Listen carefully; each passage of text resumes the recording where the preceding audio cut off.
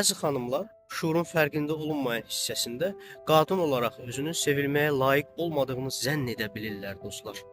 Bu proqram şuurun fərqində olunmayan hissəsində icra edildiyi zaman həmin xanım kişilər tərəfindən sevilməmə, hörmətsizlik və ya münasibətlərdə problem yaşama ehtimalı böyükdür. Bu kişinin mən səni sevirəm deyə səsləndirilən cümləsindən bəhs etmirik burada.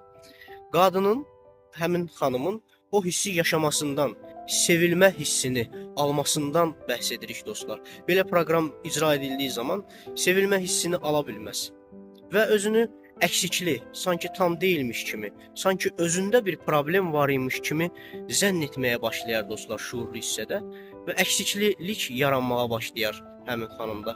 Belə bir hallar yaşayanlar varsa, bilsinlər ki, fərqində olunmayan hissəsində qadın olaraq sevilməyə layiq olmadıqlarını zənn etmələrindən irəli gəlir bu vəziyyət.